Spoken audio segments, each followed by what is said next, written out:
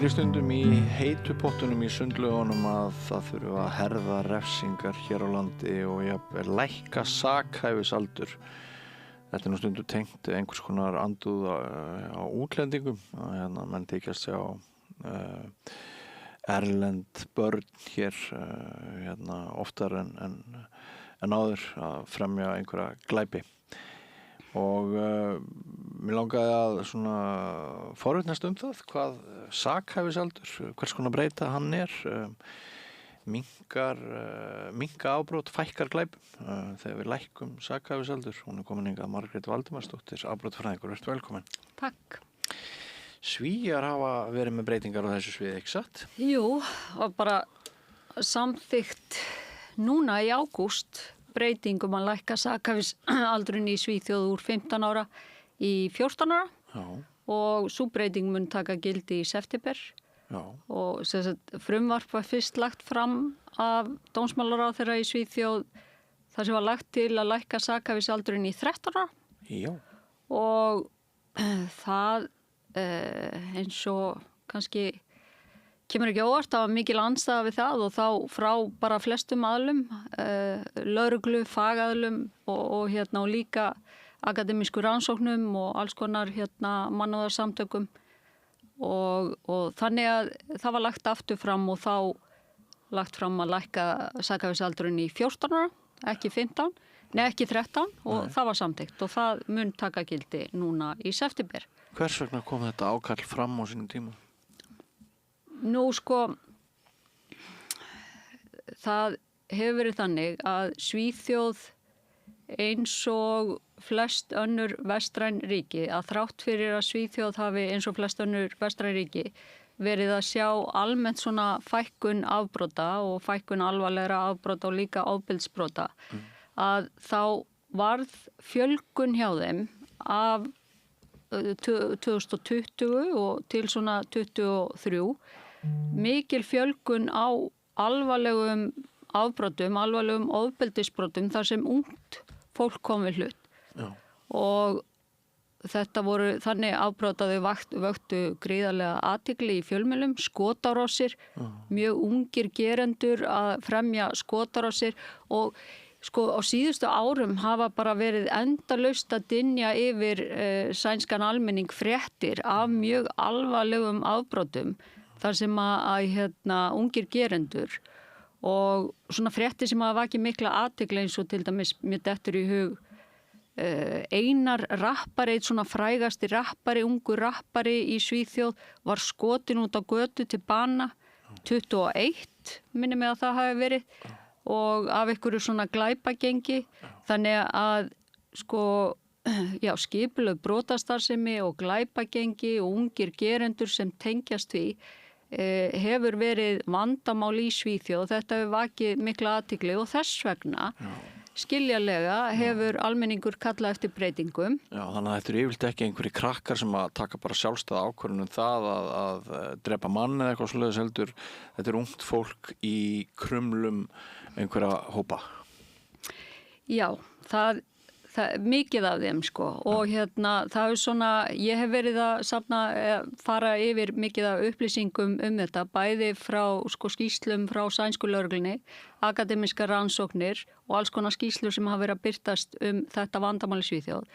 Og það er þannig að hluta þessu krökkum er að skipulögð brotastarfsemi nýtir sér bara þroskaleysi einhverja krakka og borga þeim hreinlega peninga fyrir að einhvers konar árásir.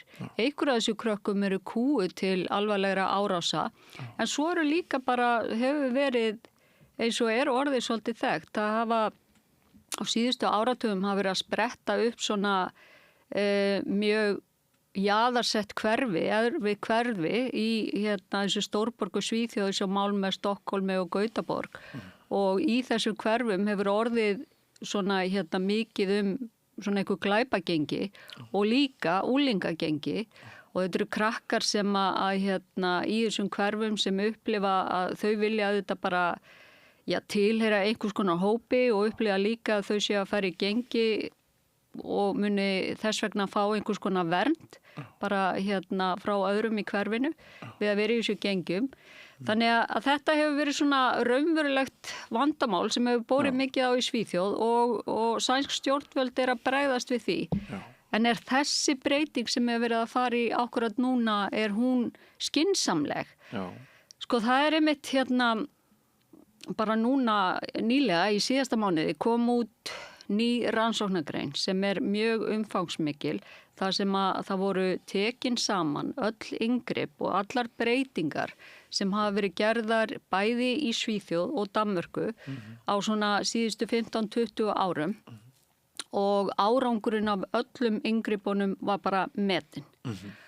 Og þá svona ýmislegt sem kom í ljósa að getur mögulega borið árangur, þar að segja að fækka í hópnum sem svona ungmenna sem að fremja alvarlega afbrot, alvarlegt ofbeldi. En þar var meðal annars kannað árangurinn af dönsku inngripi sem var nákvæmlega það að lækka sakhæfisaldurinn í Danmörku frá 15 ára í 14 ár. Hvað ár? Þetta var 2010 til 12. Það náði ekki alveg 2 árum þessar breytingar að því að Danir fóru mjög fljótt aftur tilbaka og þannig að þar sem að það liðin ágætis tími síðan og Danmörk að svona mörguleiti svipað og Svíþjóð nema bara miklu lægri tíðni afbrota og ofbeldisbrota að þá hægt að meta bara hvaða áhrif hafði þetta í Danmörku og það sem þessi skýrsla sem mjög umfangsmikil og góð sýndi að sko þetta hafði engin áhrif á þetta hafði engan fælingamátt á 14 ára krakka. Nei. Og það sem hún sýndi líka að þau sem voru handtekin og dæmd á þessu tímabili þegar þessar breytingar voru í gangi, þau 14 ára, Já. Þau voru líklegri til þess að halda áfram að brjóta af sér eftir dóm, eftir fangelsisdóm, heldur en sambærilegur hópur fyrir breytinguna. Þannig að og þessar niðurstöður úr Danmörku ríma alveg við niðurstöður svo sem frá öðrum löndum. Þannig að þarna hafa sænsk stjórnvöld haft bara skýrar upplýsingar það að lækka sakhæfisaldurinn virkar ekki til þess að fækka brotunum með að draga úr því að þessir krakkar séu að í einhverju áframhaldandi skaðandi hegðun en gera það samt. Já. Það eru sem sagt til aðrar og betri leiðir til þess að draga úr brotahegðun. Það eru til aðrar og miklu betri leiðir, sko. Það almennt þannig, það bara fjölmarga leiðir og sem var farið mitt yfir í þessari rannsóknargrein en svona ef ég dreg þetta saman svona stuttlega það má skipta þessum inngripum eða leiðum í tvennt, það annars vegar og þetta sérstaklega þegar við erum að tala um börn sem fremja alvarlega afbrot. Já. Það eru annars vegar svona styðjandi úrræði þar sem að það byggjast á þeirri þekkingu að þetta eru óþroskaðir einstaklingar og það þarf að styðja það til að koma í veg fyrir að þau haldi áfram að brjóta af sér. Það ekki þar með sagt að það sé engar afleiðingar að því að það alveg afleiðingar, þau fara í einhvers konar prógram og það ýmis svona prógram sem innihalda meðal annars hugræna atferlismeðferð og svo eru líka sem hefur virkað svona exit prógram sem byggjast á því að koma þessu krökkum úr glæpagengjunum. Þau hafa líka borið árangur, fara inn í hverfin þar sem það svona gerðar umbætur á hverfunum sjálfum. Það hefur líka borið árangur. Þetta eru allt svona aðferðir sem má kalla í raun og veru styðjandi. Allt eitthvað sem þessi rannsóknarskýrsla og fleiri hafa sýnt að dregur úr þessari hegðun. En svo það þessi refsandi úrræði þar sem það virðist bara vera nokkuð skýrt að þau eru að minnstakosti fyrir hópin sem ræðir að þá eru þau ekki gagnleg heldur skaðleg. Það að segja að krakkarnir sem eru í úrræðunum þau eru líklegir til að halda áfram að brjóta af sér. En svo má líka alveg nefna að það sé eitthvað svona fælingamáttur í þessari breyttu löggjöf kannski ekki eini tilgangurinn með henni. Það er náttúrulega bara það augljósa pólitíkin að þetta virkar mjög svona vel pólitískt. Það eru kosningar bara á næsta leiti í Svíþjóð. Það er ákveðið lýðskrum sem getur falist í þessu. Já, alveg algjörlega skýrt í mínum huga að þetta pólitískt. Það er mjög auðvelt að koma fram sem pólitíkus og tala það eftir að fréttir undanfarna ára að þú sért að taka á málunum, þú sért að gera raunverulega breytingar, þar að segja að lækka sakhæfisaldurinn, að það er eitt, en svo má líka huga því svona að það eru auðvitað þolendur á bakvið þessi ofbeldisbrot þar sem að gerendur hafa verið ungmenni eða bara börn í raun og veru og þá má líka hugsa svona ákveði réttlætismál fyrir þolendur. Það eru rök sem gætu svona fyrir þessari breytingu en ef við erum að hugsa bara hvað gagnlegt, hvað leiðir líklega til þess að fækka brotunum, að þá það ekki að lækka sakhæfisaldurinn. Nei, þetta er náttúrulega óendanlega flókin mál, sko, bara ef ég hugsa aftur til eigin bernsku, við kannski 5 krakkar að leika, við erum 10 ára, 1 kastar steini í hausinn og öðrum krakka og það blæðir og hann þarf að fara á spítala. Allt önnur viðbrögð 10 ára heldur en 14 eða 16. Já. Og viðbröð foreldrana ólík og samfélagið svona umræðan. Já. Þetta er það ekki rétt hjá mér að þú hafir skoðað það í þínum gögnum að ef það er hægt að búa til einhverja snertingu, einhver tengsl, eitthvað traust, þá virkir það oft hvað best, gagnvart þeim sem ratar refilstigu. Í þessari úttekt sem að ég var að vitna í áðan, þessari svona samantekt á rannsóknum sem að á Danmörku og Svíþjóð sem ég gerði ekki sjálf, sem var bara að birtast og mjög umfangsmikil, að þá kemur einmitt í ljós að svona ef það einhver aðili sem að hluti af þessum inngripum sem að unga fólki treystir og svona fylgir því eftir, að þá hefur það borið mikinn árangur. En svona í mínum eigin unglingarannsóknum og bara öðru rannsóknum að þá auðvitað vitum við það að almennt ungt fólk sem að hefur svona sterk tengsl annarkvort við foreldra eða á vini sem það tengist og á í nánum tengslu við sem ekki í þessu afbrota heimi og upplifir að það til einhverju svona hópi og það miklu ólíklegra til þess að vera að brjóta af sér og beita á ofbeldi þau ungmenni og þetta svona tengsl geta myndast á ýmsan hátt bara í félagsmiðstöðinni, í íþróttastarfi og í skólunum að upplifa til dæmis að það sé, þú tengist kennaranum þínum og skólunum og svona tileirir og svona að þið líði vel, það auðvitað hefur mikil áhrif. Þetta maður hugsar svona þetta unga fólk að þá getur maður eiginlega sett þetta upp á tvennan hátt. Það eru annars vegar forvarnir sem að virka bara fyrir unglinga almennt, svona ekkit endilega þau sem í einhverjum vandræðum og ekkit endilega fyrir versta hópin eða þau sem í vandræðum og svo það inngripin fyrir þau sem hafa þegar verið að valda einhvers konar skaða eða beita ofbeldi og þetta ekki endilega sömu úrræðin en þegar við erum að tala hópin sem hefur valdið skaða að þá þurfum við þegar við erum að hugsa hvað virkar til að koma í veg fyrir áframhaldandi hegðun þá verðum við að auðvitað vita bara hvaða hópur þetta, hvað einkennir þennan hóp og þá vitum við sem kemur bæði fram í þessari úttekt og mínum eigin rannsóknum og öðrum rannsóknum að þetta hópur sem að býr við erfiðar heimilisaðstæður og hefur verið oft hátt hlutfall, miklu hærri hlutfall af þessum hópi hefur orðið fyrir ofbeldi sjálfur, annarkvort á heimili eða utan heimilis og það sem þessi krakkar þurfa að komast út úr þessu eða sem sagt að fá eitthvað stuðning þannig að þau haldi ekki áfram að skaða samfélagið eða aðra krakka.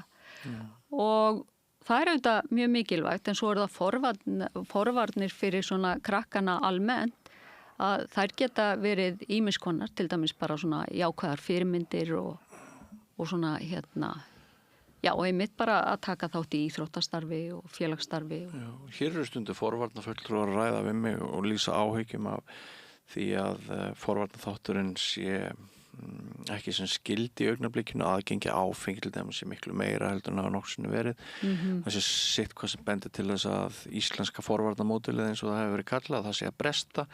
Þú minnst á íþróttir, aðgengi að áfengi á íþróttaviðburðum og jafnvel í íþróttastarfi barnanna er orðið miklu meira en var. Hefur einhver áhyggjur af þessu þótt að þetta sé kannski smá útúrdúr frá því sem við erum að ræða? Já, þetta nú ekki svo mikill útúrdúr. Nei. En sko, það var þannig að eftir að svona rétt fyrir og síðustu aldamót á Íslandi að þá var mikið svona úlinga vandamál á Íslandi. Það var mikil úlingadrykkja og fíkniefnaneysla úlinga og svona afbrot og annað sem fylgdi því. Og það því að þú nefnir þetta íslenska módel að svona það var þær aðgerðir sem var farið í þannig á árunum eftir síðustu aldamót hafa verið nefndar íslenska módelið, forvarnamódelið sem eru svona víðtakar aðgerðir. Þjóðarátak, bara þjóðarátak og samstarf á milli mjög ólíkra aðla. Lögreglu, skólana, íþróttastarfsins, akademíunar og þetta virðist hafa virkað, allavega fækkaði afbrotum unglinga og það er svona, segir mér fróðara fólk að þessi veit svona hvað er að gerast í þessum geira kannski betur en ég sjálf, er að það hafi dregið úr forvörnum og það má vera að við séum að sjá einmitt afleiðinguna því, aukið aðgengi að áfengi má vera, ég þekki það ekki, það er allavega Já, er það ekki?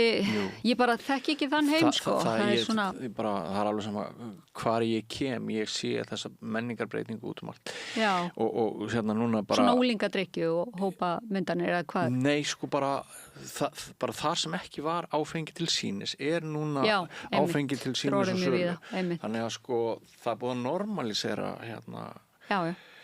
það að áfengi sé einhvers staðar fyrir okkur öllum meira og minna og krakkar sem eru viðkvæmir, það er þá styttra fyrir þá að rétt út hendina heldur en það var kannski. Ég tek líka eftir því að lögreglu yfirvöld í Reykjavík þau lýsa áhyggjum af menningarnótt. Þeim fannst allt of vel í lagt að það væri höfð afskipti af 40 ofurölvi börnum í miðbæ Reykjavíkur eða í borginni á menningarnótt. Þetta er hærri tala heldur en hefur verið. Já, einmitt og það er náttúrulega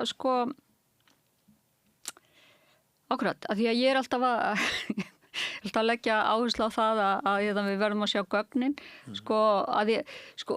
ég skil, það kemur upp menningarnótt og óvenju margir úlingahópar ofurölvi og það er auðvitað áhyggjuefni. Og hvað sjáum við í íslenskum gögnum eins og frá íslensku æskulýsrannsókninni varðandi eins og bara því að ég hef ekki verið að skoða svo mikið áfengisdrykkju og undanfæri, ég bara veit ekki hvernig svo þróun hefur verið en ég hef verið að skoða eins og slagsmálahegðun unglinga og gögn lögreglunar að þá til dæmis eftir bara margra ára fækkun að þá hefur orðið smá aukninga á hjá okkur á Íslandi á allra síðustu árum. Já. Og aðeins meira ofbeldi og það kemur ekki á óvart að það væri líka meiri áfengisdrykkja, það er svona allavega hvað við heyrum En klíkumyndin, veistu eitthvað að það? Hvort? Já það er eitthvað hvort að hún sé að aukast eða ekki er erfitt að segja. Þér að segja, þá er ég með núna rannsóknargrein í ferli sem að ég er að vonast þess að birtist fljótlega í svona ritrýndu vísindatímariti svona úlingagengi á Íslandi. En sko, ég veit ekki til þess að þetta hafi eitthvað sérstaklega verið mælt til lengri tíma og við getum eitthvað sagt fjölgun eða ekki fjölgun.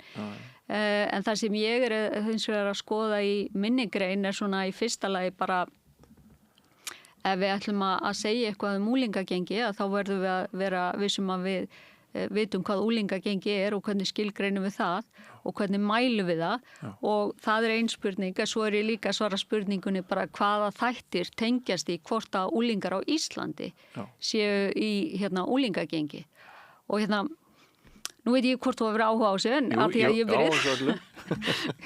Já. Ég hef rosalega áhuga á öllu.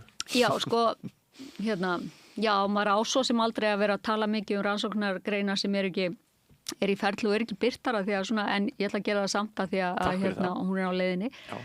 Já, það er þannig að sko, það sem ég og mér finnst mjög áhugaverð spurning að því að við fullorðna fólkið og sem erum eitthvað að vinna í þessu höfum svo mikinn áhuga á þessum úlingagengjum, mikið fjallað það í fjölmiðlum og þá ég bara að reyna svona að draga þetta niður, býtu hvað er það? Eru úlingagengi eitthvað annað en bara úlingahópur sem að hittist reglulega og stundum eitthvað að brjóta af sér og gera eitthvað af sér?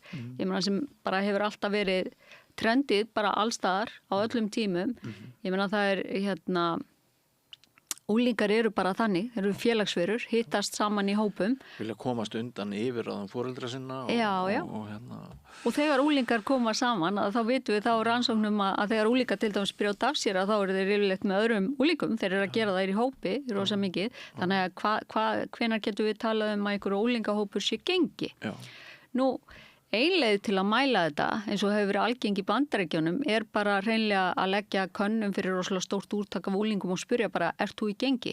Og sem að þau svara síðan svona nafnlaust og svo skoðar þetta og tengir saman alls konar þætti til að reyna að skýra hvað hefur áhrif á hvort þú ert í gengi eða ekki.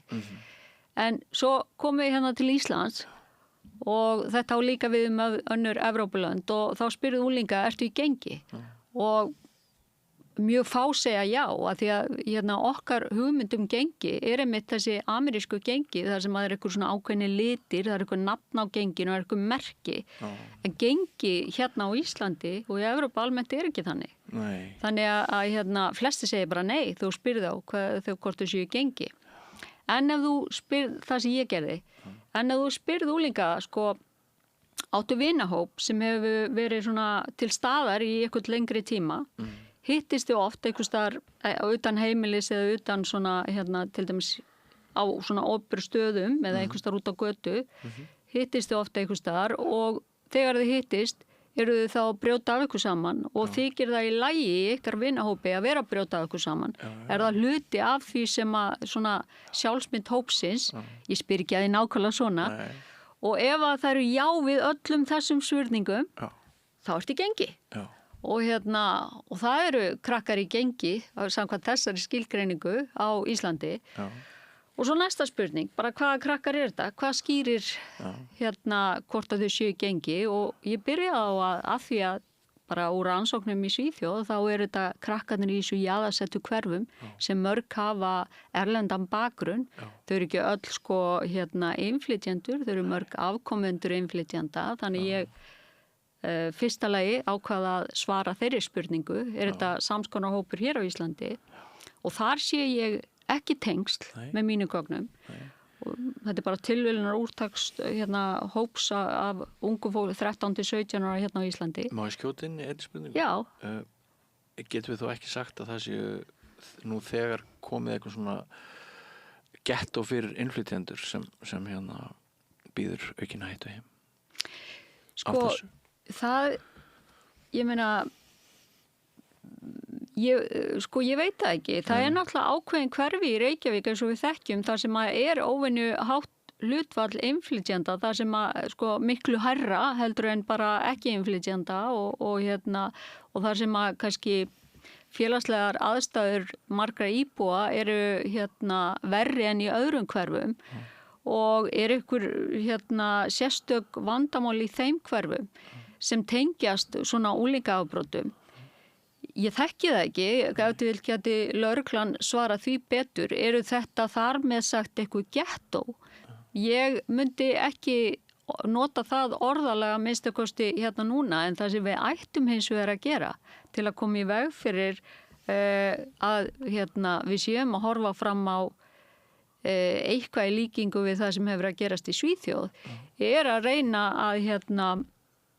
að passa að það verði ekki til eitthvað svona jaðarsett hverfi þar sem að það er bara hópur af fólki sem býr við einhvers konar bágar aðstæður og tengist ekki samfélaginu. Við verðum að reyna að koma í veg fyrir það.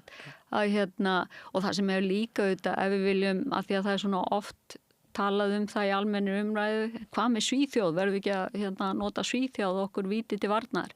Það sem við ættum auðvitað líka að skoða og hefur gerst í Svíþjóð, ef við viljum læra eitthvað af Svíum, að þar hefur andstaða á svona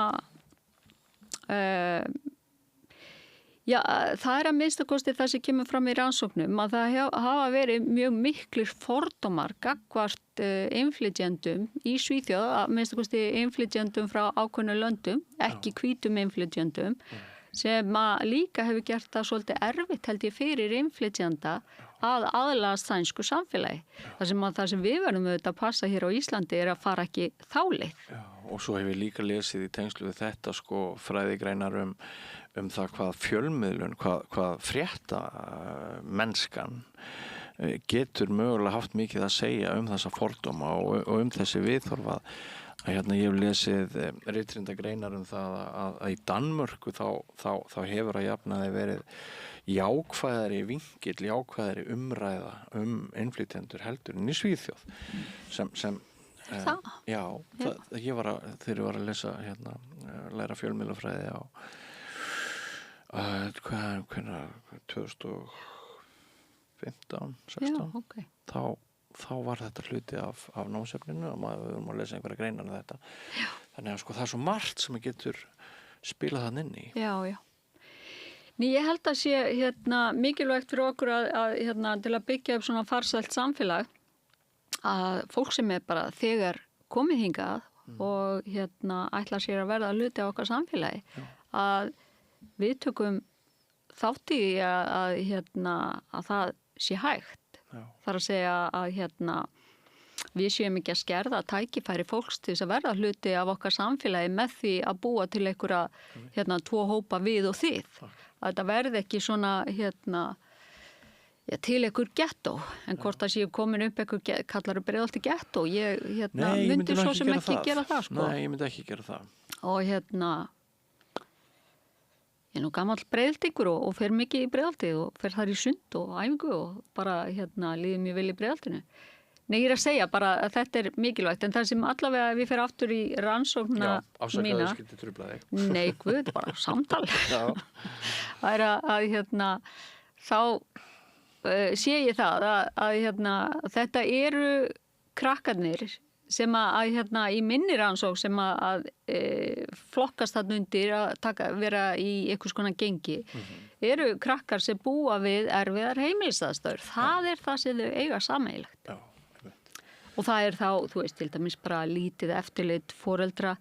Það er að búa á heimilið þar sem að eru mikil ágreiningur og átök, hafa til dæmis orðið vitni af foreldrum að slást, þar sem að foreldri á við áfengis- og fíkniefna vandamál að stríða. Það er bara ýmis vandamál og sem að það er það sem ég sé í mínum gögnum. En svo er líka alltilega að benda á það því að ég hef verið að safna gögnum hér á Íslandi unglinga að hópurinn sem að er svona verst settur að hann er hann er ólíklegastu til þess að vera í mínum gögnum. Einfallega vegna þess að hann er ólíklegastu til þess að vera í skólunum og taka þátt í könnun. En lögreglan er kannski líklegri til þess að hafa upplýsingar þann hóp. Svíjar hefðu betur lesið gögnin sem þú ert að vitna til núna. Svíjar hafa alveg lesið gögnin sem ég er að vitna til núna því að þráttur að þessi rannsóknargrein sé nýkomin út. Þá er þetta svona saman safn af rannsóknum á öllum inngripum og öllum aðgerðum sem hefur verið farið í og þar að segja að árangursleysi Dana í kjölfara og þeir lækkuðu sakhæfisaldurinn, það hefur alveg legið fyrir. Það hefur, og sænsk stjórnvöld hafa alveg vitað það. Það er bara ekki nóg. Nei. Að hvað virkar og hvað virkar ekki, að því að svo er þetta bara pólitík. Já. Og svo er þetta kannski einhverjir aðri þættir sem er verið að hugsa um. Þegar ég segi að virka að árangursleysi Dana, að ef að árangur er að fækka brotunum, skaleri hegðun hjá þessum hópi 14 ára krakkum, að þá virkaði það ekki, það hafði öfug áhrif. Já, það er að segja krakkarnir sem voru handteknir 14 ára meðan þessi breyting var í gildi, voru dæmd í fangelsi, þau eru líklegir til að hafa farið inn í enn verri afbrot og alvarlegri eftir afplánun. Já, mann grunar þetta nú svo sem alltaf í manns eigin hjarta að þú komir ekki endilega út sem betri manneskja ef þú ert ung, frelsissvipt og lokuð inn í einhverjum klefa. Alls ekki, sko. Það eru miklu meiri líkur á að þú komir verri út og hvers vegna er það? Að því að það eru ýmsar ástæður fyrir því og ein er að þú ert þetta með einhvern stað þar sem er samansapn af krökkunum sem eru verssett. Þau eru að beita mestu svona brotahegðunin og þau eru með versta veikasta baklandið og eru svona verssett. Þau eru öll saman á einum stað. Þannig að þau eru að læra af hvort öðru, þau eru að félagsmótast af hvort öðru, þau eru að mynda tengsl sem þau síðan halda áfram og halda í eftir að út er komið. En líka hefur þetta bara áhrif á það að þú hafi verið í fangelsi fyrir svona ungt fólk, það hefur áhrif á sjálfsmyndina og svona það hefur áhrif á hvernig aðrir horfa á þig eftir þú kemur út, það hefur áhrif á tækifæri í lífinu, það hefur áhrif á tengsl við fólk sem mögulega geti dregið úr þessum lífstíl og þú soga svona enn frekar inn í þetta. Og sko að því að þú talaður um heitapottin, þannig í upphafi, ég hef alveg líka heyrt þetta, þau eru bara þegar við erum að tala um ungt fólk, þá þurfum bara að kenna þessu unga fólki leksíu, þau þurfum bara að vita að hegðun þeirra hafi afleiðingar, að auðvitað, ég er alveg sammála, það er bara eins og maður sem foreldrar, allir foreldrar vita það að einhver slæm hegðun sem þú ert að reyna að koma í veg fyrir, hún verður að hafa einhverja afleiðingar, en það er hvernig afleiðingar, við erum að tala um, 14 ára er náttúrulega bara barn og þannig að við viljum vernda aðra fyrir mögulega hættulegum einstaklingum, en við viljum ekki vera að búa til meiri skaða til framtíðar. Að því að ef að stjórnvöld er að fara í einhvers konar breytingar sem kosta fullt af fjármunum, fullt af fyrirhöfn, að þá er svona lágmarkskrafa að það séu ekki að skaða meira heldur en það er að gera ekkert, það séu ekki skaðlegar, sko. Og svo ekki hér á landi sem að sé kaltæðin, sko, að við séum með mjög mikið af ónýttum fangelsum sem að bíða þess að verða umbúðir utanum börn. Nei, svo er náttúrulega bara hvorki pláss fyrir börnni fullorðið fólk hér á Íslandi. Nei, en varandi þetta með ég var að hugsa á þannig þegar þú varst að tala um það að það væri kannski ekki góð hugmynd að safna saman á eitt stað fólki með kannski eitthvað brot í sér sem að myndi bjóða ákveðina hættu heim. Mér er stundum verið að hugsa til hins íslenska heimavistarskóla einhversstaðar upp í sveit. Já. Mörg okkar þekkja að það voru kannski teknir 10 vandræðaunglingar úr Reykjavík, sko. Og þeim var dömpað í þessu skóla og svo voru allir voðalega hissa á því að þyrfti að reka helmingina nemendunum áður en koma út skrifta voru, sko. Já. Þetta var eiginlega alveg glatað dæmi, sko. Einmitt. Já, ég myndi spá því að þessir krakkar að svona flestir hafi versnað við þetta, hafi verið að senda svona. Þannig að það skiptir gríðarlega máli hvernig viðbröðin eru við svona frávikahegðun þegar hún hefst og hvert utanumhaldið er. Já. Það er svona bersvolítið á aukinni refsigleði finnst mér í umræðinni. Ég var að vitna til radda í heitapottinum. en sko til dæmis með fíkniefnin er nokkuð sem segir okkur að við séum að við siglum samfélaginu til góðs eftir að við hertum refsingar fíkniefnabrotum og svona, er þetta ekki allt saman, þurfum við ekki alltaf að vera á veg og meta þessi mál í heild sinni? Jú, það held ég að sé skynsamlegt sko og ég veit ekki, refsingar á Íslandi eru nú samt ekki mjög svona harðar í alþjóðlegum samanburði og ekki heldur í samanburði við hinn Norðurlöndin sko. En hvort að þú veist, að því að þær voru einnig þyngdar refsingar við fíkniefnabrotum, hvort að það hafi leitt til einhverja fækkunar á brotum, það er ég veit ekki, ég myndi efast það sko. Það er svona að því að þegar við erum að tala einhverja allsherja þróun í samfélaginu, einhver svona munstur eins og tíðni afbrota og það er svo margt sem hefur áhrif á hvernig við hegðum okkur. Þannig að það er því miður bara raunveruleikinni þannig að maður getur ekki bent á eitthvað eitt, þetta hefur áhrif og þess vegna fór afbrotum að fækka eða eitthvað þannig. Nei. En þetta er náttúrulega að því þú nefnir þetta, þá þetta er svona almenna mynstrið sem er kaldhæðnislegt, er að á sama tíma og afbrotum og alvarlegustu afbrotunum manndrápum hefur fækkað mikið, að þá hefur svona er umræðan þannig eins og þeim sé að fjölga og sko þetta er auðvitað skýrasta dæmi auðvitað Bandaríkin, af því að það er bara svo skýrt, en þetta hefur sama munstur líka í mörgum Evrópuríkjum og Bandaríkin er auðvitað þannig að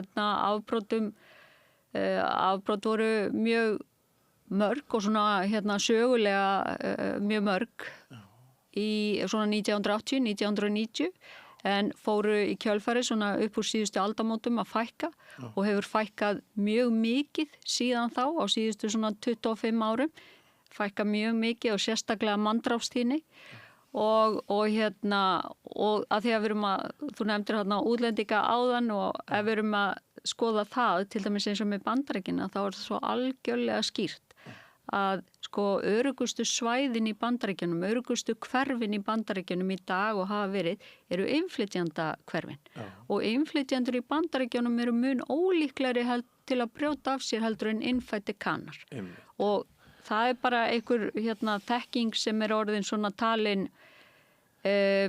almenn þekking vegna þess að svo margar rannsóknir hafa sýnt þetta en á sama tíma þá hafa pólitíkusar í Bandaríkjunum talað allt sé að verða hættulegra og að ógnin komi einmitt frá annarkvort innflytjendum frá Suður- og Mið-Ameríku eða frá Mið-Austurlöndum. Og manni það ekki rétt að það hefur komið fram í þínu máli að ef við horfum hingað heim þá eru bara nákvæmlega jafn mikla líkur á því að innflytjendur sem í afbrot og Íslandi. Er þetta ekki bara á parið saman? Sko þegar mínar rannsóknir hafa bara verið að skoða þessa úlingahópa og þá sé ég í raun og veru engan sérstakann mun sko. Nei. En þegar við erum að tala fullorðna þá hafa bara við eigum engi gögn til að segja okkur hvernig það er. Þetta á bara við krakkana. Ég er bara að skoða þess að 13 til 17 ára og þá er engin munur. En sko með fullorðan fólki þá bara höfum við ekki rannsóknir en við vitum auðvitað það að ef við skoðum bara gæsluvarðhald á Hólmsheiði þá er miklu hærra. Það er mjög hátt hlutfall af erlendur ríkisborgurum þar. Það er mjög hátt hlutfall af útlendingum inn á Litla-Hrauni. En það eru það innflytjendur á Íslandi? Kannski einhverjir, en stærsti hópurinn þar er fólk sem hefur komið til landsins til að brjóta af sér, tengi skipulagðri brotastarfsemi, hefur engin tengsl við Íslands samfélag. Langstærsti hópurinn í gæsluvarðhaldi hefur engin tengsl við Íslands samfélag. Og sérstaklega bara eins og konurnar í gæsluvarðhaldi á Hólmsheiði og í fangelsi á Hólmsheiði sem eru að mestu útlendingar að þær eru burðardýr og margar væntanlega mansalsfórnarlömb. Þú er einmitt þurft að taka rimmur á internetinu út af þessu sem þú vorst að tala um núna að menn hafa svona viljað sumir bara rasista anskotar sko, þeir hafa viljað bjaga veruleikan hér með því að benda á hátt hlutfall útlendinga á þessum stöðum sem þú nefndir án samhengisins? Já, ég held bara að sé mikilvægt að hafa samhengi. Það þarf ekki að vera neitt feimnismál að skoða þetta, en við þurfum auðvitað að skoða þetta í ákveðnu samhengi og ekki þannig að það kyndi undir enn meiri útlendinga andúð en er þegar til staðar. Og auðvitað skil ég það að fólk sem er að bara að fletta í gegnum samfélagsmiðla og eins og þeir virka, að það hafi þá tilfinningunni til dæmis að Ísland sé orðið stórhættulegt vegna útlendinga og þannig sé það í Evrópu almennt, sem er alls ekki rétt, að almennt hefur manndrápstíðni í mjög mörgum Evrópuríkjum verið að fara niður á síðustu áratugum. En sko, þú veist, ég skil að fólk svona fær ákveðna mynd og að það svona fái þá tilfinninguna. En þegar að pólitíkusar taka sér til og eru svona viljandi að veiða ykkur atkvæði eða með þessum leik og vita betur, þá finnst mér það bara svolítið til skammar, sko. Já. Og og við höfum alveg dæmið það. Það er Nei, það er sko, ég held að sé, sko að því að, sko einmitt, ég var í síðustu viku almennt að ræða það, bara hvers vegna höfum við það á tilfinningunni að eins og í Evrópu, hvers vegna hafa svona margir í þessum Evrópuríkjum eins og Ítalíu, Þýskalandi, Frakklandi, Danmörku, almenningur þar, hvers vegna hefur hann það á tilfinningunni að afbrotum og ofbeldisbrotum sé að fjölga þegar þeim hefur verið að fækka, og þá er það vegna þess að við erum alltaf að fá fréttir af einstaka alvarlegum ofbeldisbrotum og við fáum þarna ákveðnar sögur, við heyrum atvikinn og þarna eru gerendur og þolendur og þetta er saga sem við munum. Og svona þessi neikvæðni skekkja sem við erum heyrt svona negativity bias, við veitum þessu athygli og það er bara sammannlegt og þess vegna fáum við á tilfinninguna að sé að aukast og en svo er það auðvitað þeir sem hafa hagsmuni af því að kynda og ýta enn frekar undir þessa tilfinningu og það svona er alveg vel þekkt og bæði í Evrópu og annars staðar. Og Svíarnir komist ekki alveg handan þess að einhver hluti stjórnmálana þar var á populískum. Já, sko, nei, einmitt, og maður velti fyrir sér að því að sko, svo er líka maður situr og er einhvern veginn að ræða þetta, þá vil ég heldur ekki gera lítið úr þessu vandamáli sem hefur verið til staðar í Svíþjóð. Að því að þráttur að manndrápstíðni sé almennt lægri í dag og miklu lægri heldur hún var 1991 í Svíþjóð, miklu lægri, að þá er þetta kemur þarna upp þessi ár 21, 22, 23, þar sem að það er bara rosa fjölgun á skotárásum. Já. Og svona sérstaklega þar sem að ungir gerendur. Þetta er svona alvöru vandamál, það er ekki eitthvað tilbúningur, þessi birtist bara í tölum lögreglunar og annar staðar. Þannig ég skil að það er engin svona sérstakur populismi að vera að bregðast við því. En að bregðast við því á þennan hátt. Akkurat. Að það er svona það sem að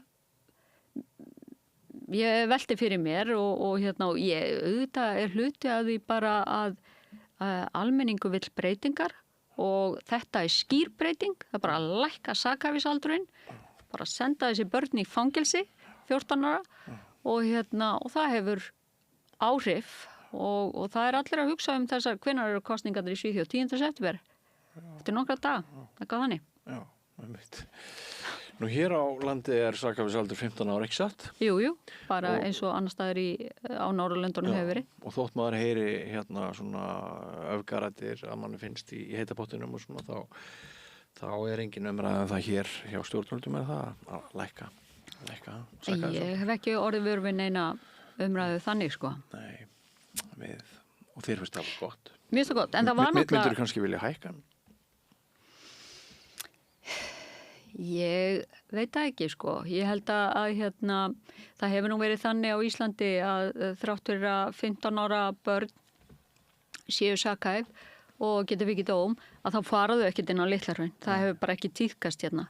Og þannig að það er bara fyrir alvarlegustu brotin að þá er skynsamlegt að það sé ykkur afleiðingar og það fari ykkur stuðningu fram þannig að á þeim tíma þar sem að er verið að afplana. Þannig að ég held að það sé alveg mikilvægt. Ég er svo sem ekkert að kalla eftir að hann sé hækkaður en hann er samt hærri í mörgum öðrum löndum. Hann er reynda lægri alveg líka í öðrum löndum. Getur þú nefnt mér einhver lönd þar sem hann er hærri? Var það ekki Frakkland þar sem hann er, og nú man ég þetta ekki alveg. Hann er 16 ára í einhverju löndum, það hefur Nýja-Sjáland, en ég meina svona 12 ára í einhverju löndum og í Bandaríkjunum er þetta mismunandi á milli fylkja og þannig að það er svona, en það hefur verið mjög lengi, bara öll Norðurlöndin hafa verið með 15 ára og svo Danir prófuðu 14 ára. Bökkuðu tilbaka og eitthvað 1,5 ára seinna og Svíar að fara þá leið núna. Þannig að það er svona spurning. Í kjölfar hrinu af brotum og mjög ungir gerendur ítrekkað sig endurtekið. Já, einmitt. Ef maður er á mála hjá einhvers konar mafíu og hún gefur þér dóp og gefur þér mat og hún gefur þér peninga og þú þarf bara að gera þetta fyrir mafíuna í staðinn og kannski þarf að gefa líkamaðinn einhverjum, ég veit það ekki. En er líklegt að þetta með hvort þú farir í fangilsi eða ekki, er maður ekki bara einhvern veginn á þeim stað að ef maður er svona móttækilegur fyrir því að vera misnotaður hvað segja fræðin er spámaður í fangelsisrefsinguna pluss allt hitt, en maður ekki bara á einhvern veginn á þannig stað að maður er ekki að taka góðar ákvarðanir Já, það bara almennt krakkar svona harðar refsingar í framtíðinni hafa rosa lítinn fælingamátt á krakka og ég tala nú ekki eins og þessar aðstæður sem þú ert að lýsa. Það er eitt sem ég manna eftir sem ég langar að mæla með. Það er RÚV búin að vera að sýna sænska þætti sem heita allavega á íslensku þýddi sem Hundarnir. Svona það sem við erum að ræða svona að hluta til að minnstu kosti. Mér finnst þetta vel gerði þættir. Mér finnst þetta svona lýsa ákveðnu gefur innsýn í þennan heim gefur innsýn inn í þennan heim í Svíþjóð sem að ég hef bara innsýn inn í heim í Svíþjóð úr einhverjum skýrslum sem að lögreglan er að birta einhverja greiningadeildir lögreglunar og akademísku rannsóknum og svona en þannig að allavega rýma þessi þætti við það sem er að koma fram þar. Áhugavert, þá bara ætla ég að kíkja á þessa þætti. Já. En einmitt það að samsama sér einhvers staðar og njóta, ef maður nýtur virðingar líka, þá við leitum öll eftir þessu jafnvel, og þarna eru mörg okkar ef við stöndum tæft til í að ganga ansi langt í vondri hegðun ef við fáum og skaðlegri hegðun og hegðun sem skaðar aðra. Ef við fáum þessa tilfinningu að við séum að samsama okkur með einhverjum og að ekki sé talað ef við njótum virðingar. Já, einmitt. Það er bara svona samanlegt. Það skiptir miklu máli. En það sem líka bara, þegar mér dettur í hug, er að það sem er þegar að það er búið að mynda svona einhver skipulöð brotastarfsemi og glæpagengi og þau eru búin að vera að byggjast upp í langan tíma. Þá er miklu erfiðara að fara einhvern veginn að grípa inn í heldur en að reyna að grípa inn í og koma í veg fyrir að krakkar leiti í þetta eða tengist þessu. Að því eins og til dæmis bara ég las í einni grein þar sem var viðtal við unga menn sem voru í svona exit-programmi í Svíþjóð. Þar að segja að það var þetta er svona úrræði fyrir unga menn sem hafa brotið af sér en vilja bara slíta sig úr þessu, snúa við blaðinu. Og þeir töluðu það sko að þeir vildi ekki lengur lifa í þessum heimi. Þeir áttuðu sig á því að það væri miklu minni vernd en þeir héldu. Það væri í raun og veru bara hættulegra og svo fyrir utan að þá fenguðu bara svona það sem að gerast er bara viðbjóðslegt og mér langar ekki að vera hluti af þessu lengur. Og þáðu þess vegna aðstoð að komast út úr þessu. En svo þegar þeir eru komnir út og aðstoðin fálst í þessu tilviki að minnstakosti í því að hjálpa þeim að flytja úr hverfinu í annað hverfi eða jafnvel í aðra borg og hjálpa þeim að fá vinnu. Þannig að gætu svona að byrja að byggja upp eitthvað líf eitthvað annars staðar. En það sem margir lýstu að auðvitað að vilja komast út úr þessu. En þegar þú ert komin út úr þessu og býrð eitthvað staðar og komin eitthvað staðar annar staðar, þá fattar allt í einu að þú ert einn. Og þú átt ekki að vini. Og þú ert kannski búin að missa tengsl við fjölskylduna og svona, þannig þetta verður pínu flókið. En það, við erum á þeim stað á Íslandi að við erum auðvitað ekkert komin á neitt stað og þurfa að spá í einhverju en það sem ég held að sé mikilvægt fyrir okkur bara að reyna einmitt að koma í veg fyrir að það fara að byggjast upp einhver svona glæpagengi hér og koma í veg fyrir alla skipulega brotastarfsemi, gera fólki erfiðara fyrir vikið erfitt að vera hér í einhvers konar þannig starfsemi og að passa ungu krakkan okkar. Að þau verði ekki til einhverju hópar sem séu jaðarsettir og telja sig ekki tilheyra samfélaginu og svo þegar það koma upp einhver svona alvarlega atvik að þá að átta okkur á því að þetta eru börn og hvernig myndum við bregðast við ef að börnin okkar myndu gera eitthvað alvarlegt af sér. Hvað myndum við telja viðeigandi þá? Við hugsum þetta þannig svolítið í heildina, það held ég að sé gagnlegt. Af því að það oft eins og bók sem ég las einu sinni sem ég finnst hafa svo góðan titil.